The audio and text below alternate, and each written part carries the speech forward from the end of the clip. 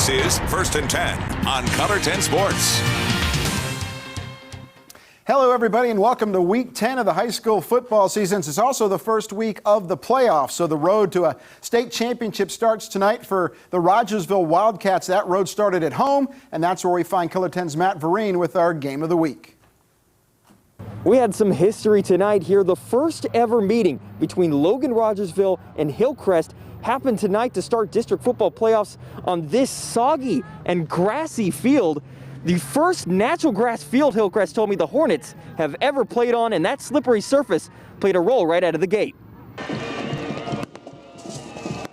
Fireworks welcoming the Wildcats to the field, but it was visiting Hillcrest bringing the fireworks early. And by early, I mean opening kickoff. Logan Rogersville slips, ball is free, and Hillcrest falls on it. Now 3rd and goal from the 6, Hornets go option right to Gunnar Brooks. He has the ball popped out again, however, it's Hillcrest falling on it. Devin Oliver saves the day for a 6-0 Hornets lead. Next Log Rock possession, another fumble as it's speared out and another Hillcrest recovery. Now going for it on 4th and 4, Mike Floyd hits a wide open Zaquan Henderson. 29 yards on the touchdown as Hillcrest goes up 14-0. But Log Rock battles back. Late second quarter, down 21-14, J.J. O'Neill finds Addie Miller in the flats, who tiptoes his way down the line and takes off to the house. A 43-yard touchdown ties us back up at 21. Next possession, Hillcrest forced to give the game's first punt, and the Hornets regret it quickly. O'Neill fields it at the 14, cuts right, and takes off for greener pastures. An 86-yard touchdown return gives the Wildcats their first lead, 28-21. But Hillcrest strikes back in the final minute before halftime. Dante Sample, lethal all game, 121 yards in the second quarter alone. Here's 2nd and 31 from his own 22, making it look easy. A 78-yard touchdown knocks us back right again at 28-28 at halftime. And the Hornets keep momentum going in the third. Brooks takes it in from 10 yards out as Hillcrest upsets Logan Rogersville in a wild first meeting between the two schools. It's huge, man. You know, we've been competing all year long. We've had some close games. We've had some games that kind of got away from us at times, but we know who we have, and they believed in it today. We talked about we can't do it by ourselves, but with a team, us as a team, is huge.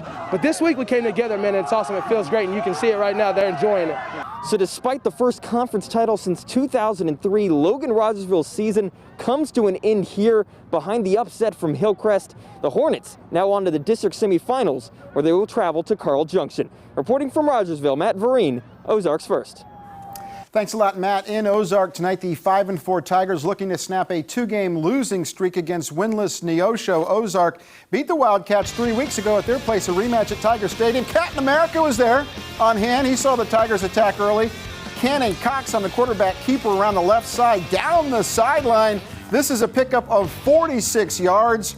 And then just a few plays later, the pitch to Ethan Pritchard. He comes around to the right side, 5 yards in for a touchdown. It was 6-0 Tigers with the missed 2-point conversion. Ozark would strike again later in the second. Thomas rushing around the left side, good for 15 yards and a touchdown. That made it 12-0 Ozark.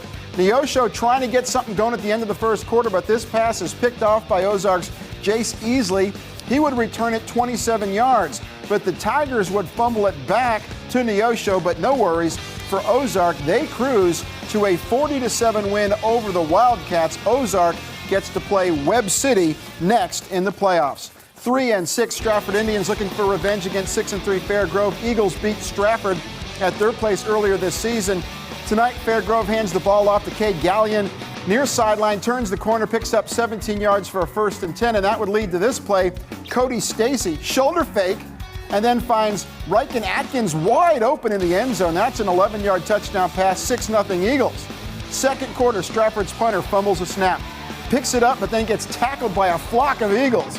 And that would set up Fairgrove deep in Indian territory, but Stratford's defense would hold 4th and goal and stopped again right there. But Fairgrove would sweep the season series and advance in the playoffs 28-12. Down in Forsyth, 6-3 Panthers looking for a 5th straight win over 1-6 Willow Springs. Fat lady singing all night down there. Forsyth on 4th and 3. Quarterback Hunter Crescent rolls to his left, hits Keith Youngs in the end zone. 10-yard touchdown, 7-0 Panthers. Willow Springs back the other way. Sessions 1st and goal from the 2, and Owen Dudridge with the inside handoff to Scotty Osborne in from 2 yards out. 7-6 with the missed PAT. Forsyth on its next possession. Quarterback Hunter Crescent again keeps it, plows it in from a yard out. 14-6 Forsyth.